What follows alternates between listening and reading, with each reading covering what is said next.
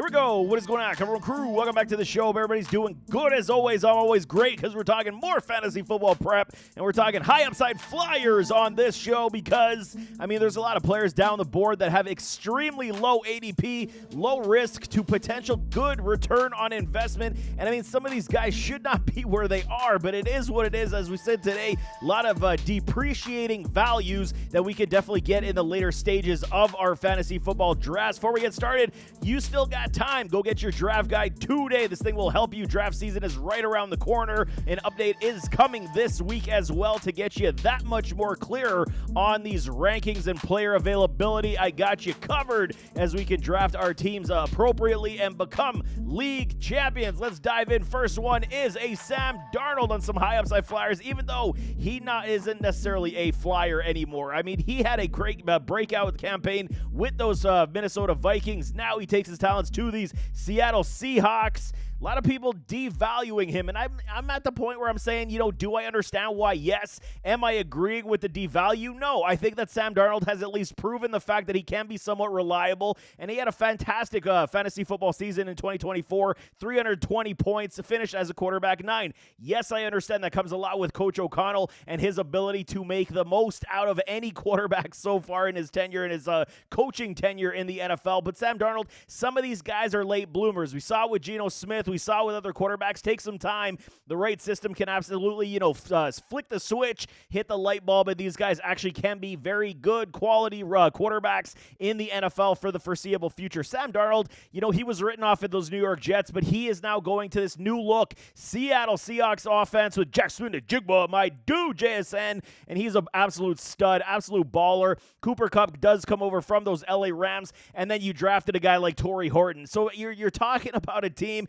that does typically basically have 3 slot weapons in a JSN, in a Cooper Kupp, and a Torrey Horton.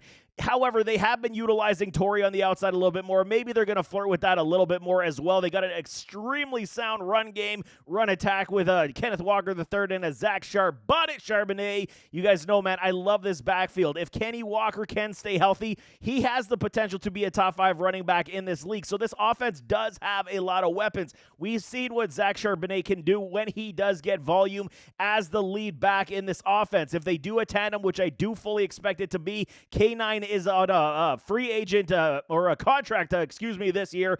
So he will be a free agent heading into 2026. So potentially speaking, they could say if they're done with Kenny Walker and all his injuries, we could see a heavy set of dose of a Zach Charbonnet this season. I'm telling y'all, but Sam Darnold's got a lot of weapons on this offense. There is no question in my mind. Coming off his best season with those Vikings, he moved to Seattle, like I'm saying. New look offense definitely does showcase the fact that they could move the ball and nickel and dime everybody down the field without question, man. He's being underlooked, and I don't understand this, basically on what he did produce. Yes, okay, fine. It is a one-year wonder with those Minnesota Vikings, but Sam Darnold definitely proved the fact that he can be this dude. Overall, his ADP is a whopping quarterback 27. That is so far down the board for a guy who finished as a quarterback 9 last year. And I get it. Overall, 182. He's going in about round 11, mid-11th round. So if you are waiting on your quarterbacks or if you are doing super flex leagues, Sam Darnold is definitely one of these guys that I'm targeting as a high upside flyer because there is a lot of potential here.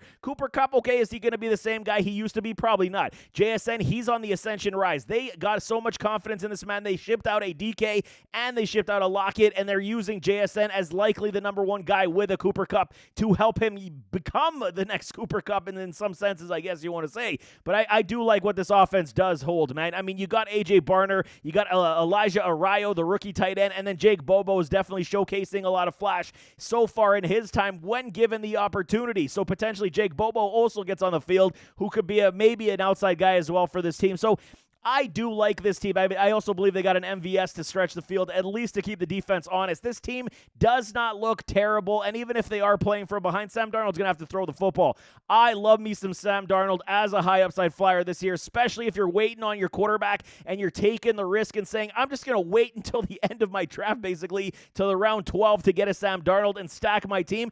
It's a risk. You're going to have to hedge bet on your quarterback, but there is high upside potential for a Sam Darnold this year. Jaden Blue, next one on my board, rookie running back for these Dallas Cowboys.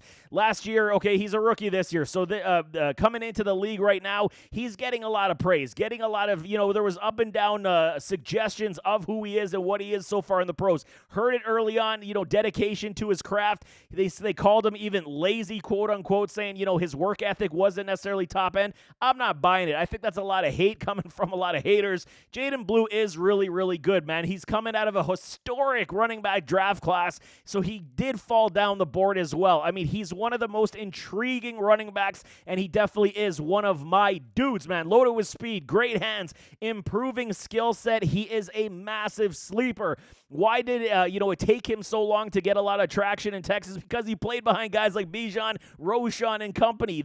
And Jonathan Brooks. This is why he had to wait his turn, and then by the time his turn came, he was ready to go into the NFL. So for me, Jaden Blue is one of these guys. He's got so much potential, so much ability, and I mean, we could basically debate outside of Javonte Williams. This running back room is definitely underwhelming on paper, and I mean, Blue's definitely got the leg up when it comes to the PPR upside game. He is an absolute beast and a machine in that screen game, Texas routes, in the pass game. He could be legitimately one of the most explosive running backs in the pass game, adding to the fact that they got guys like CeeDee Lamb, George Pickens now.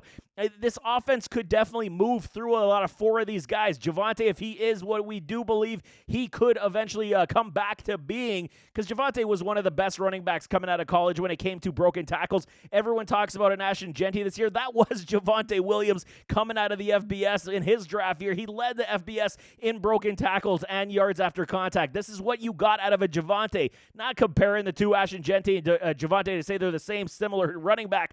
But this is what you get out of this running back room. Jaden Blue's definitely, you got to believe he's going to beat out a Miles Sanders at least at some point this season, because his ability in the pass game to be that explosive. This Cowboys offense could be that much more explosive this season as well, man. With Lamb, Pickens, and Blue having this upside, I love what I see. You just got to hope that Dak Prescott can stay healthy for a true full 17 games.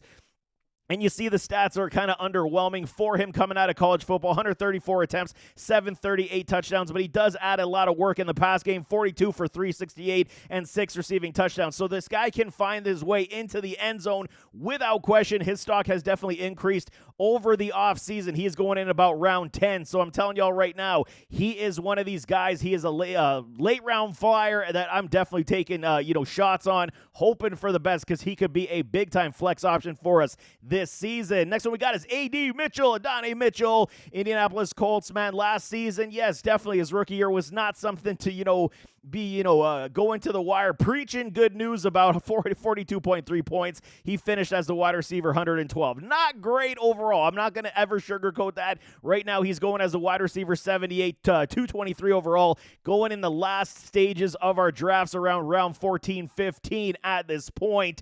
And I mean, he didn't get off to a strong start. What else can we say, man?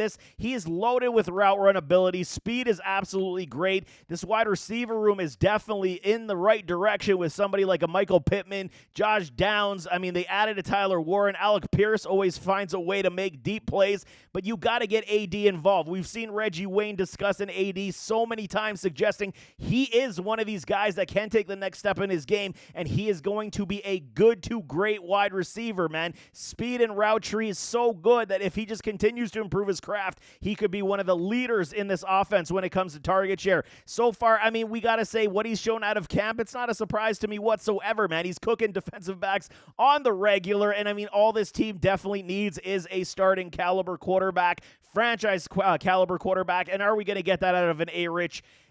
I'm not going to say it's unlikely, but right now we're still wanting more, man. Daniel Jones, Daniel Pennies, he could be the guy to start the season as they try to school up A-Rich as well. So you got to hope at least a Daniel Jones, he's proven enough to say that he can support 2 to 3 weapons to decent levels of fantasy production as well. Last year, AD was just basically learning on the fly, definitely a piss-poor pass game for these Colts, and he just could not get on the same page. So as soon as he does, I mean, Jonathan Taylor for me is going to have an absolute stellar campaign. They added a DJ Giddens. You still got Mo Ali Cox, Mo Proms. So there is potential for him to get A.D. Mitchell to get on the field and get some decent target share. He will have a better season than he had last year. That's no question. But how much of the rise do we want to suggest he'll get? It's going to come down potentially to injuries and target share. But who is the quarterback is definitely the biggest, nail in the coffin right now. We got to hope that the production does improve at the quarterback position. Last one we got is Tai Conklin, tight end for these Los Angeles Chargers, now coming over from these New York Jets. Last year, Conklin had a decent year, man. Almost 100 points.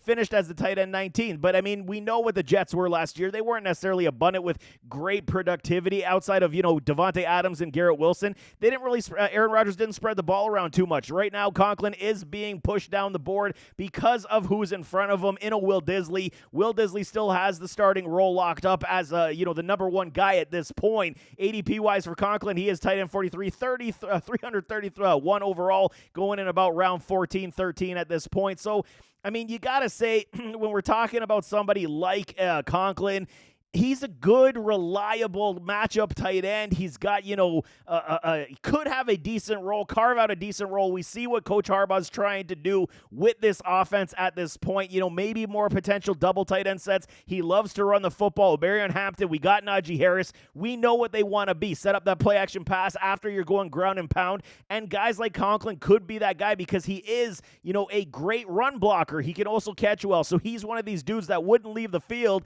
It is priority one running the football here in Los Angeles for these Chargers, and he could, Tai Conklin could definitely become one of these guys that is off the waiver wire. I'm not suggesting we're going to draft a Conklin at this point, but I mean, off the waiver wire on matchup play, I mean, if Disley does get injured, I mean, he could be an unbelievable secondary option for us off the waiver wire, getting, primary tight end snaps in this offense with a Justin Herbert. You got Lad McConkey. He's a good lad. O'Meara Hampton, Keenan Allen re-ups, and then Trey Harris showcasing what I told y'all. Go back to Trey Harris' scouting report that I did. The Trey is one of my dudes as well. Love me some Trey. QJ, he just got injured on the concussion as well. He might miss some time. We got a Lambert Smith, and like I said, this offense does have a lot of nice moving parts and pieces to make a good run this year as well. Tai Conklin, definitely one that I'm keeping tabs on. Not necessarily running to the draft board to draft, but I'm definitely keeping tabs on them for waiver wire pickups. But there's some high upside flyers for you guys as we enter draft season. If you're in deeper leagues, 14 and 16 team leagues, definitely keep tabs on these guys and draft them where appropriate. But I'm telling y'all, 12 team leagues, Conklin and such. I mean, even A.D. Mitchell, there could be better options at this point, but these guys do have tons of upside that we could, garner and take from our drafts, and hopefully it'll turn into something. But there is always risk for guys that are lower down the board. But nevertheless, as always, don't forget to hit that like button, hit that subscribe button, jump in those comments. Give me your thoughts. What do you think of these guys? You in? You're worth taking a shot on these guys? Throw it in the comments. Tell me which ones and why. And I mean, we'll definitely talk it out, but we'll see you next time. I am out.